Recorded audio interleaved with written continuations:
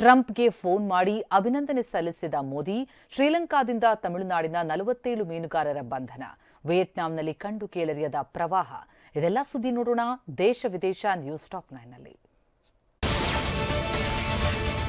2025ನೇ ಸಾಲಿನ ಸಾಹಿತ್ಯ ಕ್ಷೇತ್ರದ ನೊಬೆಲ್ ಪ್ರಶಸ್ತಿಗೆ ಹಂಗೇರಿಯನ್ ಲೇಖಕ ಲಾಸ್ಲೋ ಭಾಜನರಾಗಿದ್ದಾರೆ.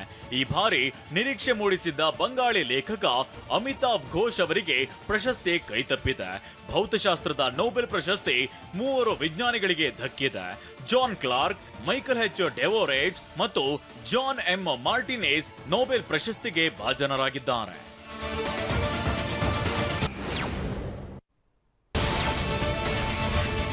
ನಿವೃತ್ತಿಯಾಗುವಂತೆ ನನಗೆ ಯಾರು ಒತ್ತಾಯಿಸಿಲ್ಲ ಅಂತ ಅಶ್ವಿನ್ ಹೇಳಿದ್ದಾರೆ. ತಮ್ಮ ಯೂಟ್ಯೂಬ್ ಚಾನೆಲ್ನಲ್ಲಿ ಮಾತನಾಡಿದ ಅಶ್ವಿನ್, ನಿವೃತ್ತಿ ನಿರ್ಧಾರ ತೆಗೆದುಕೊಂಡಾಗ 2-3 ಬೇಡ ಎಂದಿದ್ದಾರೆ. ಆದ್ರೆ ನಾನು ನನ್ನ ನಿರ್ಧಾರ ತೆಗೆದುಕೊಂಡೆ ಅಂತ ಹೇಳಿದ್ದಾರೆ. ಮಹಿಳಾ ಏಕದಿನ ವಿಶ್ವಕಪ್ ಟೂರ್ನಿಯ ಲೀಗ್ ಹಂತದಲ್ಲಿ ಭಾರತ ವನಿತೆಯರ ತಂಡ ಮುಗ್ಗರಿಸಿದೆ. ದಕ್ಷಿಣ ಆಫ್ರಿಕಾ ತಂಡ 3 ವಿಕೆಟ್ಗಳಿಂದ ಜಯ ಸಾಧಿಸಿದೆ.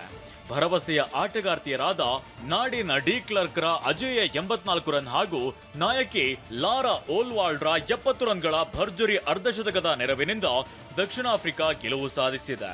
ಟೀಂ ಇಂಡಿಯಾ ಈ ಪಂದ್ಯದಲ್ಲಿ ಸೋಲು ಕಂಡ್ರೂ 3ನೇ ಸ್ಥಾನ ಕಾಯ್ದಿರಿಸಿಕೊಂಡಿದೆ. ದಕ್ಷಿಣ ಆಫ್ರಿಕಾ ವಿರುದ್ಧ ಏಕದಿನ ವಿಶ್ವಕಪ್ ಪಂದ್ಯದಲ್ಲಿ ಭಾರತದ ವಿಕೆಟ್ ಕೀಪರ್ ರಿಚಾ ಘೋಷ್ ಅರ್ಧಶತಕ ಸಿಡಿಸಿದ್ದಾರೆ.